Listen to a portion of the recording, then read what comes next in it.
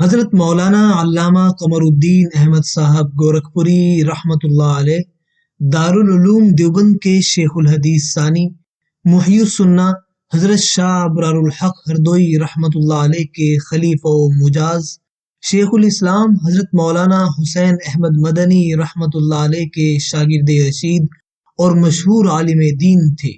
حضرت الاستاذ صاحب علم و عمل اور اخلاق و کردار کی ایک واضح علامت تھے۔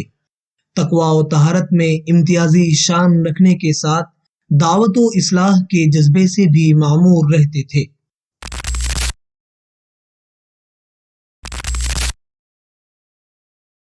حضرت مولانا علامہ قمر الدین احمد صاحب گورکھپوری رحمۃ اللہ علیہ مشرقی یوپی ضلع گورکھپور کے قصبہ بڑھل گنج میں 2 فروری 1938 عیسوی کو پیدا ہوئے۔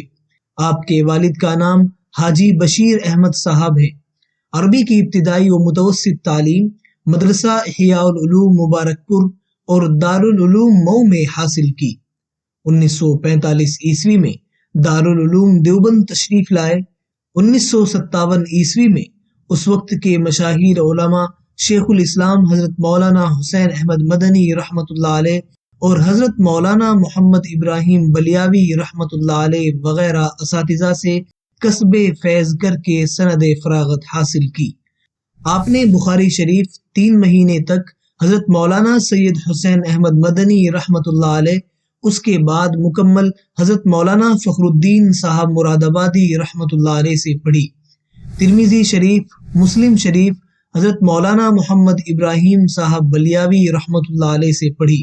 نسائی شریف حضرت مولانا بشیر احمد خان صاحب بلند شہری رحمۃ اللہ علیہ سے پڑھی۔ ابو داؤد حضرت مولانا فخر الحسن صاحب مراد آبادی رحمۃ اللہ علیہ سے پڑھی۔ شمائل ترمذی حضرت مولانا عبد الاحد صاحب دیوبندی رحمۃ اللہ علیہ سے پڑھی۔ تحاوی شریف حضرت مولانا سید حسن صاحب دیوبندی رحمۃ اللہ علیہ سے پڑھی۔ ابن ماجہ شریف موطا امام مالک حضرت مولانا ظہور احمد صاحب دیوبندی رحمۃ اللہ علیہ سے پڑھی۔ موطا امام محمد حضرت مولانا جلیل احمد کیرانوی رحمۃ اللہ علیہ سے پڑھی۔ دارالعلوم میں فنون کی تکمیل کے بعد مدرسہ عبد الرب دہلی سے تدریسی سلسلے کا آغاز فرمایا۔ 1966 عیسوی میں دارالعلوم دیوبند میں تقرر عمل میں آیا۔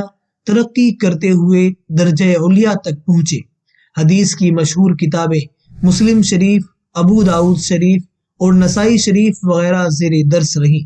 بخاری شریف جلد ثانی از کتاب المغازی تا کتاب التفسیر اور تفسیر ابن کثیر سورہ صافات کا سبق بھی آپ سے متعلق تھا۔ منازل سلوک طے کرنے کے لیے حضرت مولانا و علامہ محمد ابراہیم صاحب بلیاوی رحمۃ اللہ علیہ نے حضرت مولانا شاہ وسیع اللہ صاحب رحمۃ اللہ علیہ کے پاس بھیجا اور ایک رقعہ تحریر فرمایا کہ جو کچھ علوم ظاہری دینا تھا وہ میں نے دے دیا، اب علوم باطنی اور تزکیہ نفس کے لیے آپ کی خدمت میں بھیج رہا ہوں، اور میں اس سلسلے میں کوئی سفارش بھی نہیں کرتا۔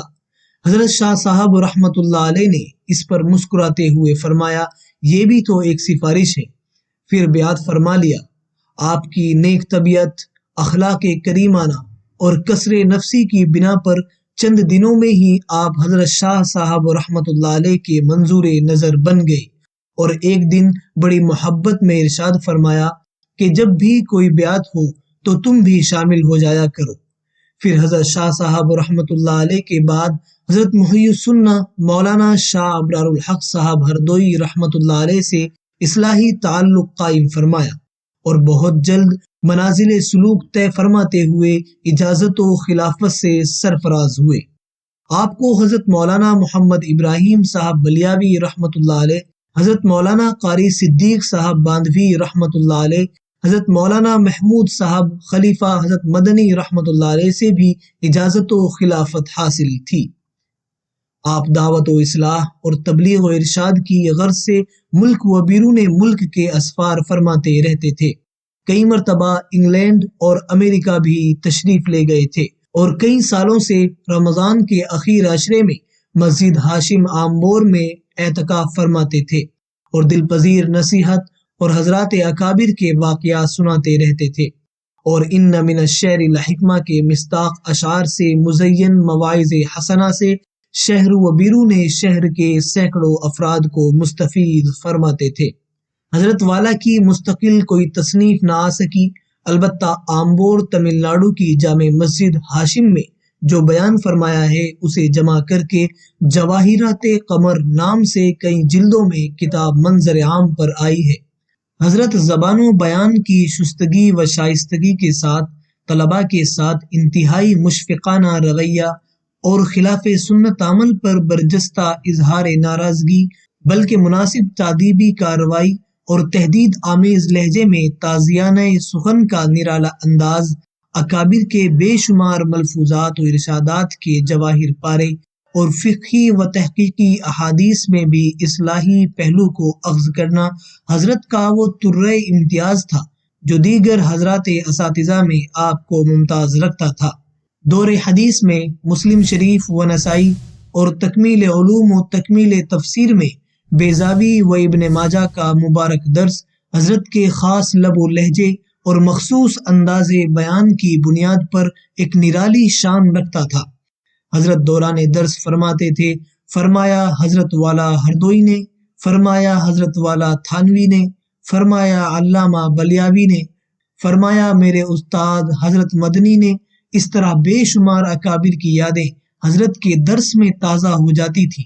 حضرت کے درس میں مکمل تحقیقی باتوں کے ساتھ بے شمار اکابر کے حالات و ملفوظات بھی آ جاتے تھے اور ان کو برموقع آیت و حدیث کی تفسیر و تشریح میں ایسے منطبق فرما دیتے تھے، لگتا تھا کہ یہی اس کی تشریح ہے۔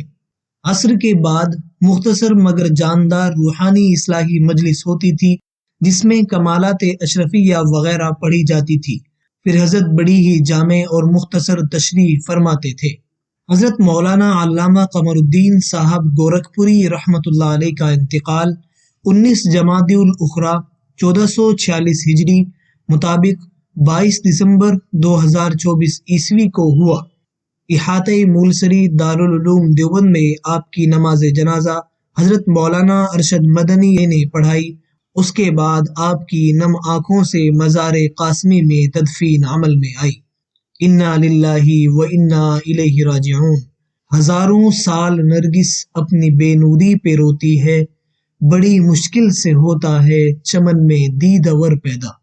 اللہ تعالی حضرت کی مغفرت فرمائے، آپ کے درجات بلند فرمائے، آپ کی حسنات کو قبول فرمائے اور آپ کو جنت الفردوس میں اعلیٰ مقام عطا فرمائے، آمین یا رب العالمین۔